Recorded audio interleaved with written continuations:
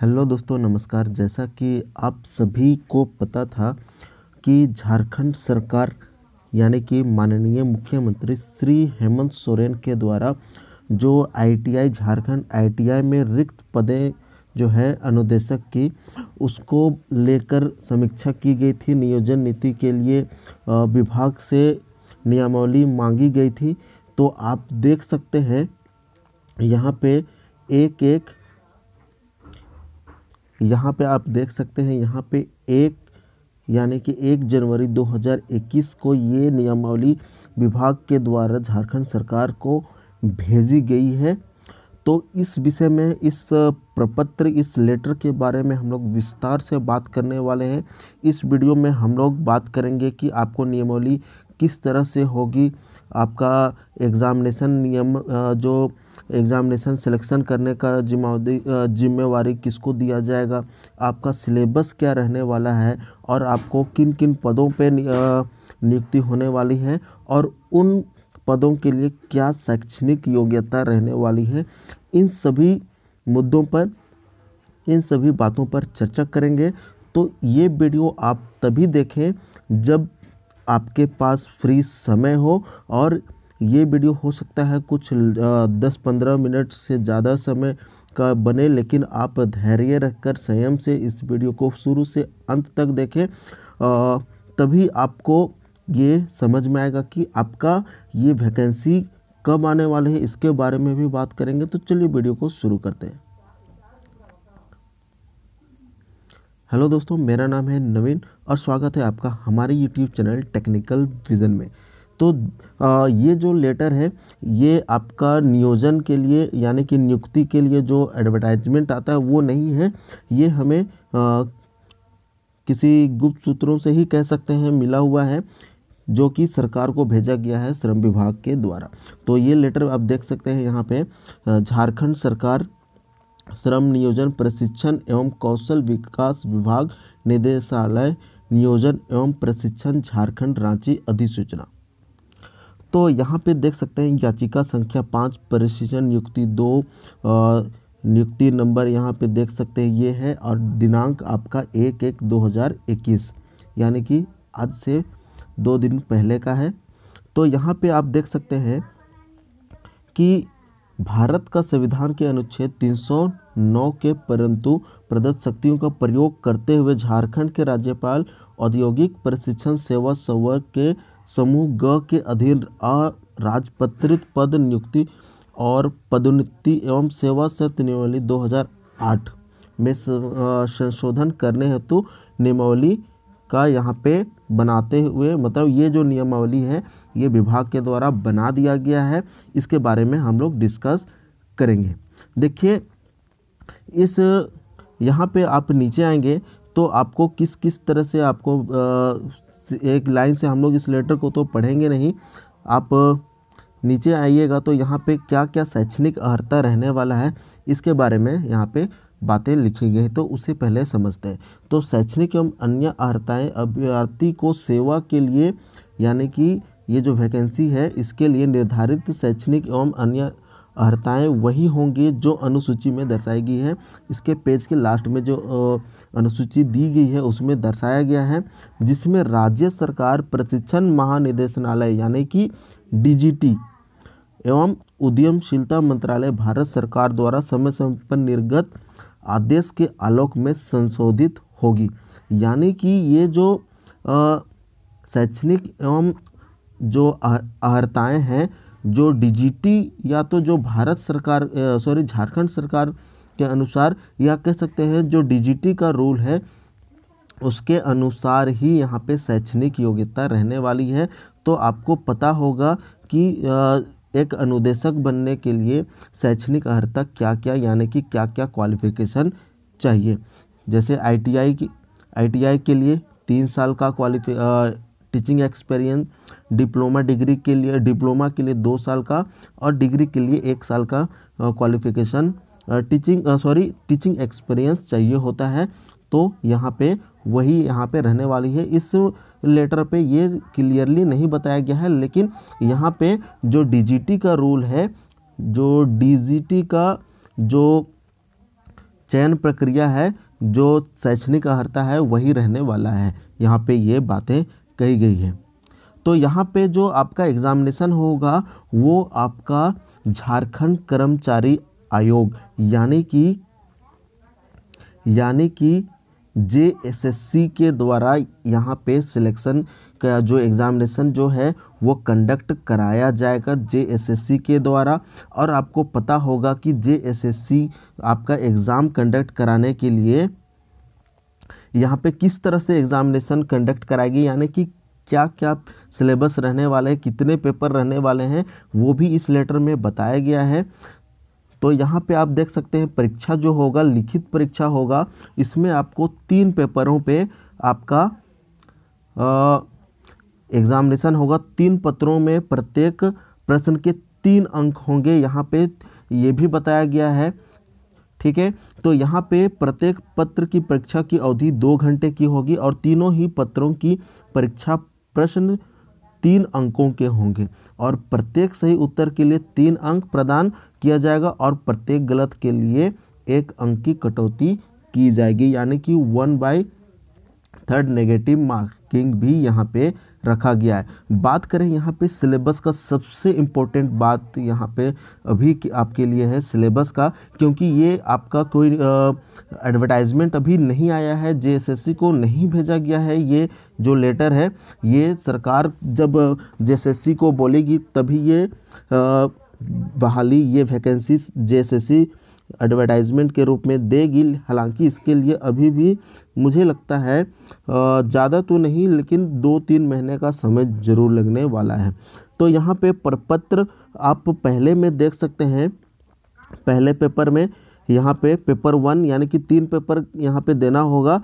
तो इसमें पहले पेपर में क्या क्या रहने वाला है, तो पहले पेपर में भाषा एवं सामान्य ज्ञान, भाषा में आपका हिंदी भाषा ज्ञान का 25 प्रश्न, अंग्रेजी भाषा ज्ञान का 25 प्रश्न, यानी कि भाषा से आपका टोटल 50 प्रश्न रहने वाला है।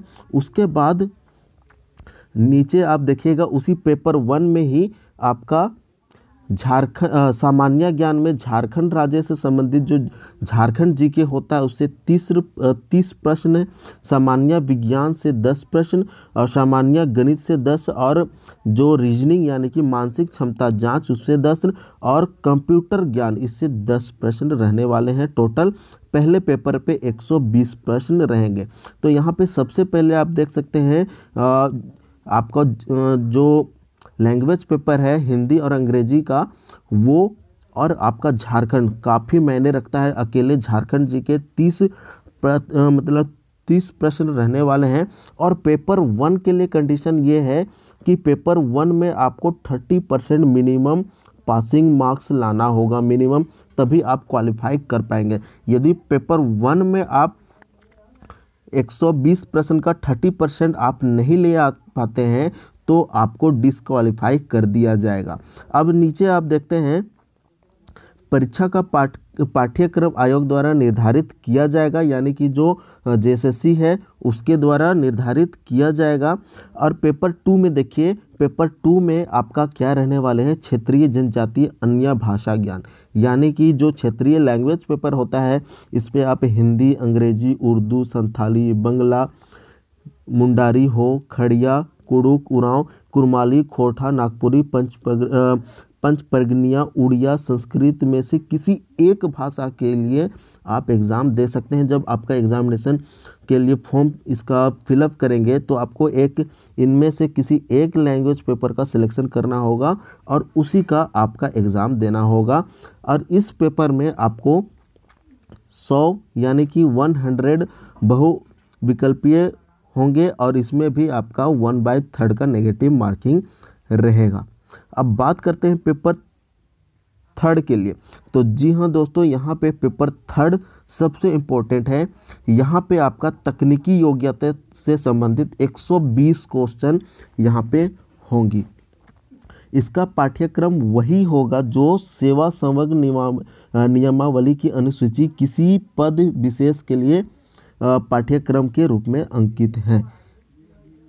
तो यानी कि ये जो टेक्निकल जो पेपर है इसमें आपका ITI का जो पेपर है उससे 120 क्वेश्चन रहेंगे। और इसमें इसके लिए आपको जो पेपर 1 है और पेपर 2 है, पेपर 1 और जो पेपर 2 है, इसमें आपको किसी तरह का मिनिमम मार्क्स तो नहीं चाहिए, लेकिन ये जो तीनों पेपर हैं, तीनों पेपर 1, 2 और 3 तीनों कंपलसरी है। यहाँ पे बताया गया कि तीनों पेपर का जो मार्क्स होगा, तीनों को जोड़कर जो भी आपका नंबर आएगा उसी पे मेरिट बनाया जाएगा। यानी कि तीनों पेपर आपके लिए बहुत ही इम्पोर्टेंट हैं।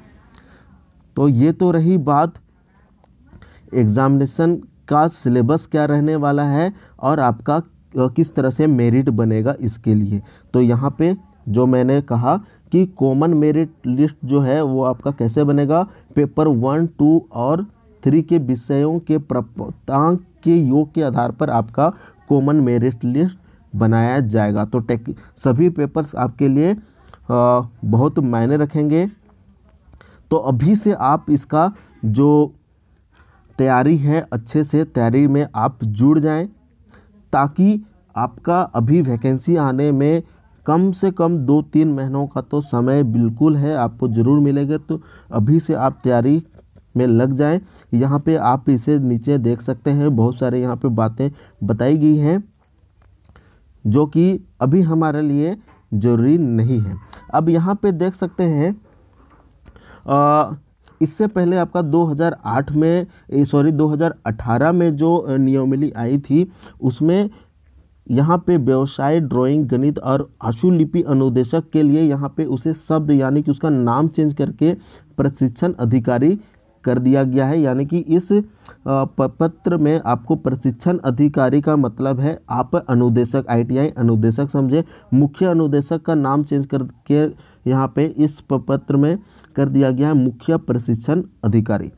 ठीक है, तो यहाँ पे फ़ी वगैरह की बात नहीं बताई गई है, वो JSSC बाद में डिसाइड करेगी, उसी के अनुसार यहाँ पे फ़ी आपको बताई जाएगी। तो यह है अनुसूची। लास्ट पेज पे हम लोग आ गए हैं अनुसूची। यहाँ पे इस अनुसूची में कौन कौन से पदों पे बहाली होने वाली है और उसका पदनाम और उसका वेतनमान बताया गया है।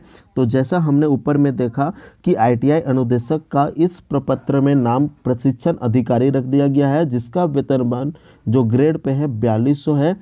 तो दोस्तों आपको ये वैकेंसी काफ़ी लंबे समय से बहुत से कैंडिडेट्स को इसका इंतज़ार था, तो होना इस 2021 में ये वैकेंसी आपको देखने को ज़रूर मिलेगी। तो आप देख सकते हैं यहाँ इसकी सीधी नियुक्ति यानी कि जो JSSC के द्वारा जो नियुक्ति होगी उसमें 100% पे होगी। जो भी इसका सीट होगा इसमें प्रोन्नति यानी कि प्रमोशन नहीं होता है।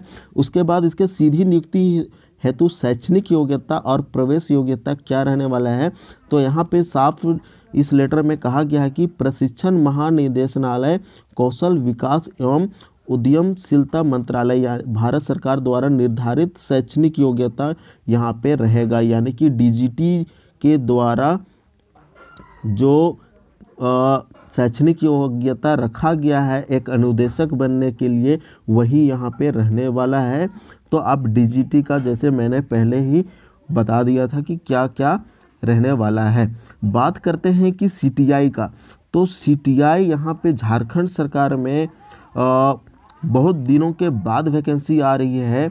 तो CTI ऐसे DGT का कहना है कि 2021 तक सभी गवर्नमेंट या प्राइवेट कॉलेजों में CTI होल्डर ही अनुदेशक रहेंगे। लेकिन यहाँ पे झारखंड सरकार को थोड़ा सा हो सकता है, यहाँ पे आपको बिहार में जो वैकेंसी आई थी उसके अनुसार ही यहाँ पे रूल रहने वाला है। हालांकि CTI के बारे में बाद में क्लियर होगा कि CTI कंपलसरी किया जाता है या इसके लिए वेटेज दिया जाएगा। तो यहाँ पे DGT का ही यहाँ पे आपका शैक्षणिक योग्यता रहने वाला है। उसके बाद तो मुख्य प्रशिक्षण अधिकारी यानी कि अनुदेशक के लिए आप देख सकते हैं यहाँ पे वेतनमान जो है 4200 है। इसमें भी आपका डायरेक्ट बहाली इसके लिए नहीं आएगा, यानी कि सीधी नियुक्ति यहाँ पे 0% बताया गया है। प्रोन्नति यानी कि इस पद के लिए आप सिर्फ ये प्रमोशन के थ्रू ही इस पद पे आप आ सकते हैं। इसके लिए आपको प्रशिक्षण अधिकारी के पद पर 5 वर्षों का अनुभव होना चाहिए, कि यानी कि ITI अनुदेशक के रूप में आपको 5 वर्ष कार्य करने के बाद ही आप मुख्य अनुदेशक यानी कि मुख्य प्रशिक्षण अधिकारी बन सकते हैं। उसके बाद यहाँ पे सहायक अधीक्षक वेतनमान देख सकते हैं, इसका भी 4200 ग्रेड पे है। इसकी सीधी नियुक्ति 50-50% है, यानी कि जो भी पद होंगे उसमें आधा पदों पर सीधी नियुक्ति और प्रमोशन के तौर पर 50% सीटों पर ये कर सकते हैं। और यहाँ पे आपका शैक्षणिक योग्यता का बात करें तो आपका मान्यता प्राप्त विश्वविद्यालय इंजीनियरिंग कॉलेज से किसी भी विद्या में यानी कि किसी भी ट्रेड से डिग्री या डिप्लोमा उत्तीर्ण होना चाहिए। डिग्री एवं डिप्लोमा धारकों को संबंधित ट्रेड में क्रमशः 2 या 3 वर्षों का अनुभव होना चाहिए, तभी आप सहायक अधीक्षक बन सकते हैं। यानी कि इसमें भी आपका बहाली आने वाला है, क्योंकि 50% पे सीधी नियुक्ति होगी जो भी सीटें हैं, ठीक है। और यहाँ पे आपको प्रोन्नति यानी कि आपका प्रमोशन के थ्रू जो मुखिया प्रशिक्षण अधिकारी है यानी कि अनुदेशक के स्तर पर यदि आप 5 वर्ष का अनुभव रखते हैं तो इस पे आपका प्रमोशन हो सकता है। अब यहाँ पे चौथा जो यहाँ पे पद दिखाया गया है मोटर चालक अनुदेशक, वेतनमान इस पे आपका 1900 ग्रेड पे है। सीधी नियुक्ति 100% यानी कि जो भी पद हैं उसमें सीधी नियुक्ति होगी। इसके लिए आपको वैध हेवी ड्राइविंग लाइसेंस प्राप्त होना चाहिए, यानी कि हेवी व्हीकल्स का ड्राइविंग लाइसेंस आपके पास होना चाहिए। तो दोस्तों इस लेटर को आप देख सकते हैं, यहाँ पे आपका सचिव श्रम नियोजन प्रशिक्षण एवं कौशल विकास विभाग का सचिव का यहाँ पे हस्ताक्षर है, जो कि आपका 30/12/2020 को ही किया गया है और ये सरकार को भेज दिया गया है। इस लेटर को फिर से JSSC को भेजा जाएगा सरकार के द्वारा। उसके बाद JSSC तय करेगी कि ये वैकेंसी आपको कब कैंडिडेट को देना है, यानी कि अपने वेबसाइट पे कब पब्लिश करना है, उसके बाद ही आप इसे आवेदन कर सकते हैं। तो ये एक बड़ा ठोस कदम है सरकार के द्वारा। आप निश्चित हो सकते हैं कि ये वैकेंसी 2021 में आपको देखने को मिलेगी, 2-3 महीनों में देखने को ज़रूर मिलेगी। तो आप अभी से तैयारी में लग जाएं, क्योंकि बहुत से कैंडिडेट इसका काफ़ी लंबे समय से इंतज़ार कर रहे हैं, इसलिए आपको काफ़ी यहाँ पे कंपटीशन का सामना करना पड़ सकता है। तो उम्मीद करता हूँ मैंने सभी टॉपिक्स पे बात कर लिया है। यदि किसी टॉपिक्स पे बात करना रह गया है तो आप कमेंट बॉक्स में कमेंट कर सकते हैं। बाकी चैनल में पहली बार हैं तो चैनल को सब्सक्राइब करें इस तरह के और भी नोटिफिकेशन और वीडियोस पाने के लिए।